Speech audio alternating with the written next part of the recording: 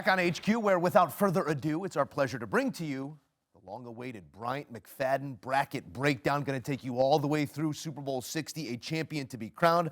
Patrick Peterson and Jonathan Jones here to speak truth to power. We begin in that 4-5 matchup. Going to take you all the way through the AFC, and no surprise, Bryant McFadden, in Houston versus Pittsburgh. Who's your winner? In Pittsburgh, Monday Night Football, Mike Tomlin, outstanding in Monday night opportunities. I love this matchup for the Pittsburgh Steelers. You guys know what time it is.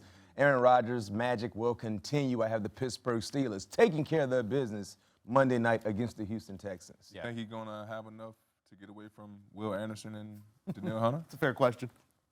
Will he have enough? I don't know if it will be enough, but he will have something, right? But it's not about Aaron Rodgers getting away from those hunters. It's about the running game. I think the running game will be there. And, of course, having DK Metcalf with a lot to prove should help their chances to be able to move the ball in a timely fashion against that outstanding defensive unit by the Texans. Will they have enough is the question in our next game. The Buffalo Bills, the Jacksonville Jaguars. Who you got? I'm taking the Jacksonville Jaguars, guys. I really have. I've been impressed with what they've done, the balance offensively, defensively, and Trevor Lawrence has been outstanding, man. This marriage between Lem Cohen and Trevor Lawrence has been pleasant to see. I think their success will continue against the Buffalo Bills, and oddly enough, it's not Pat Mahomes, it's not Joe Burrow, it's Trevor Lawrence that will stop the Buffalo Bills' story-filled season from continuing. Very interesting. This is the best opportunity for Josh Allen to finally make that Super Bowl run, and you have him exiting before you even get to the divisional round. Yeah, it's about the total team effort that we've seen from Jacksonville Jaguars. I think the consensus would say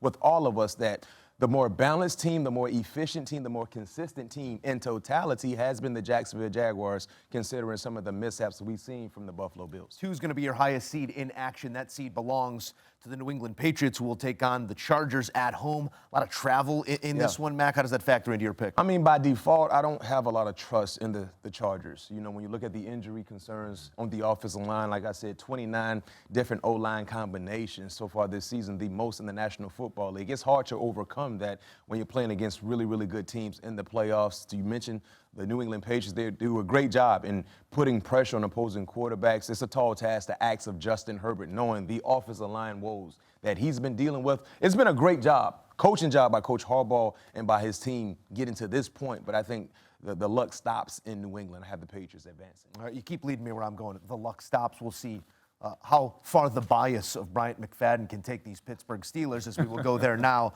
to our one seed in action against the lowest remaining, which will be those Pittsburgh Steelers. Pick with your mind, not your heart now, man. And I got to do that. And that's why, you know, the fans, they rock with me, because I can't allow my bias to surface. I think the luck will stop with Pittsburgh traveling to Denver. That home field advantage is going to be huge. The way they rush the passer, the way they cover guys in the back end. It's going to be a tall task to ask of the Pittsburgh Steelers offensively to generate success for 4 quarters. Unfortunately, I have the Denver Broncos advancing. But, you know. Game one. Game one. What's the saying? A dead clock is wrong once or something? Yeah, I don't think that's the saying. Well, that's what I'm going. A broke clock is right twice a day. Well, I'm saying a right clock is wrong once a year. I might be wrong right here. The clock will strike midnight on the Pittsburgh Steelers. I just want to reverse it, JJ. I know you look confused. According Follow to Bryant me, JJ. McFadden, Follow me. Our clock keeps turning, so we keep moving. Bryant McFadden, we have a matchup now between what might be the 2 most complete teams in this playoff picture. When you talk about offense complementing defense and vice versa, the 2 seed in the New England Patriots and the Jacksonville Jaguars going up once again in New England, Well higher said. seed there. You talked about being complete. Both teams have that attribute associated with them, but I have the New England Patriots taking care of their business, and the reason why is because of Coach Vrabel. His ability to keep his guys laser focused, like you mentioned, Pat P, has been amazing to watch. And when you look at Drake May, man, Trevor Lawrence has been outstanding. But I side with Drake May in this matchup because of what he's done the entire season, playing at a high level, and the way he distributes the football. He's like the Rajon Rondo of their offense. Great point guard for his ability to get the football into the hands of his playmakers. Known Celtics supporter, you like the comp? I do. I understand it, and it took me a second. I wasn't prepared for it, but now we are. All right. Chalk in our AFC Championship game. Let's represent someone here for the AFC. 1 seed and 2 seed, 2 second-year quarterbacks looking to make a stamp as one did a year ago in his rookie campaign. 2 second-year quarterbacks and potentially creating a nice rivalry that would be story-filled throughout their professional career. Great years by both young quarterbacks. You look at the second-year coach in Sean Payton, first-year coach and Coach Vrabel. But I have the New England Patriots going out to Denver, taking care of their business. All right, we're going to leave them right there Yep. in Santa Clara, waiting for our representative out of the NFC. Let's work through it. 5 versus 4, LA versus Carolina for the right to perhaps play those Seattle Seahawks. You talk about getting your lick back. The Los Angeles Rams will get their lick back. Rematch from a horrible performance by the LA Rams and their quarterback and Matthew Stafford. They get their lick back. They take care of their business against the Carolina Panthers out in Charlotte. All right, San Francisco and Philadelphia sort of mirror images of one another. Quality offense, lacking in defense. Yeah. A really good defense right now playing at a high level in Philadelphia, an offense that's lagging behind that group. What gives between those two? JJ, you said something highlighting the matchup between the San Francisco 49ers and the Seattle Seahawks. That was an emotional game, an emotional loss. They left so much out there, dispersing so much energy to try to get that game accomplished, even though they lost. Now traveling to the East Coast to play Philly, a team that is more healthier on both sides of the football field, and a team that has stars with championship pedigree. I have Philadelphia taking care of their business, guys, against the 49ers. All right, then rubber meets road in a rubber match between 7 and 2. The Green Bay Packers, the Chicago Bears will go for a third time this season.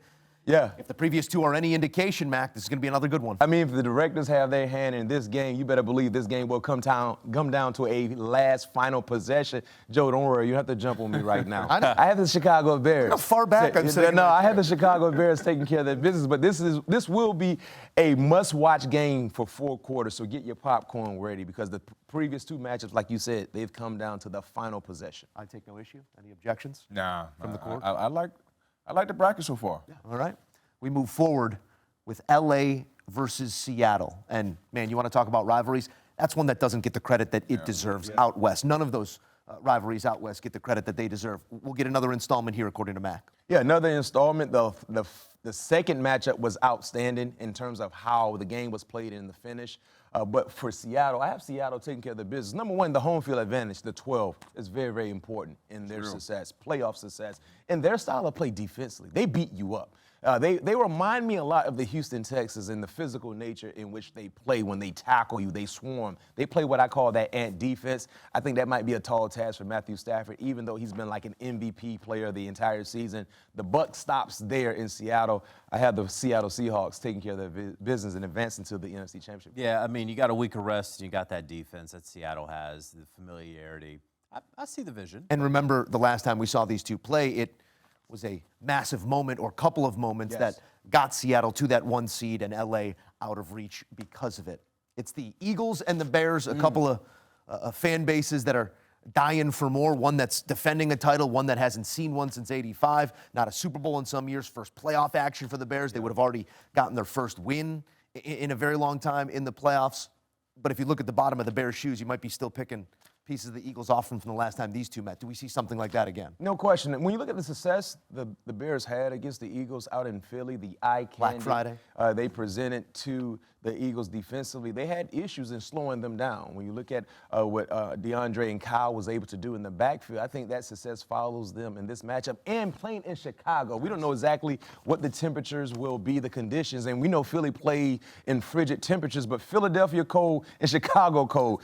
Two different things. I think that plays a major factor in the success of the Chicago Bears. Have them advance. All right, so you are saying NFC Championship game for, full disclosure, my Chicago Bears, those cutback lanes, a big part of the story in the first matchup. This is really So chalky. 1 and 2. It's 1 and 2. It's a script. Hey, they call them favorites for a reason, Matt. Who do you favorite in a matchup between these two teams that have seen playoff football before against one another? Seattle moving on, or you got a 2 seed making? I have Seattle moving on, and I think the key denominator for me, a common denominator for me with Seattle, is the trust that we're now giving to Sam Darnold. Yep. Yes. I mean, he earned a lot of stripes in that game against San Francisco in a must-win scenario to get the number 1 seed, and I think he's found his groove. And I think the most important thing that happened for Sam Darnold, the horrible performance that he gave in 3 quarters against the Rams in the second matchup and how he was battle-tested to fight from behind to put his team in position to win, I think that carries over in this NFC Championship matchup against the Chicago Bears, because one thing I'm seeing about the Chicago Bears defensively, when they're not forcing turnovers, they're not at their best. Yeah. Yes. You know, it's either boom or bust with Chicago defensively, oddly enough. I don't think Sam Darnold will put the ball in harm's way to hurt his team in this matchup. I have Seattle taking All right, care so of the business. 1 seed making it all the way to Santa Clara out of the NFC to take on the 2 seed, a reprisal of Super Bowl 49. And if you get the opportunity, Seattle, hand the dang ball to either Walker It's or always too Charbonnet. soon. Yeah, that one, we remember it. Mac, I don't know what we're going to see between these two, but you do have an end scene in mind. Who wins Super Bowl 60? I had the New England Patriots winning Super Bowl 60 against the Seattle Seahawks, and here's why. When you talk about championship games, it always comes down to 2 things, guys. Well, 3 things for me. Coaching, the coaching matchup, the quarterback matchup, and the teams, special teams matchup. When I look at that comparison for those 2 teams, coaching, Mike Macdonald clearly could win the Coach of the Year award. The same can be said for Mike Vrabel. But the experience that Vrabel has at his disposal, and also as a player, being in this type of atmosphere plays a major part. So I side with Vrabel. When you look at the quarterback matchup, 2 quarterbacks that we highlighted throughout the entire season, but we all would take Drake May in that matchup. When it comes down to special teams, now that's when you can really take the Seattle Seahawks, because we know Myers, he's been a consistent big-time kicker along with Rashid Shaheed in the return game. But 2 out of the 3, I side with the New England Patriots, and I think that plays a major factor in a game like this game in Super Bowl 60. So I have the New England Patriots reclaiming their championship status once again with a new quarterback, a new head coach at the helm, who taking over. Too Very soon for soon. the Patriot haters to see that thing come to my pass, but it's a great football team. That is B-Mac's pick as we head into playoff football. Be kind to us in our comments. T2, as a matter of record, give me a Super Bowl winner. Man, I loved everything about Brian's bracket. It came. I had I got Denver over New England, but I'm taking the Seattle Seahawks to win it all, just because of what their defense is able to do.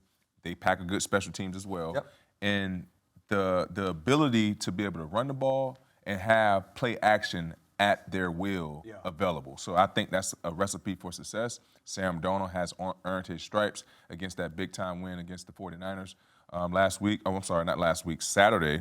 So I believe he's in his groove right now and feeling a lot comfortable than he did last year. All right, I see an open space to opine. And I do not mean to hijack with emotion here, but I do have an old man back home whose name I carry, who's fighting a fight right now, and he called me this morning and said it's the most fun he's had watching Bears football since 1985. So let's keep that fun going for the old man. Let's take it all the way to Santa Clara and 1 win there. Not just a winner, a 31-16 victory. The Chicago Bears over the Denver Broncos is my pick for the Super Bowl, because sometimes you got picked from right here.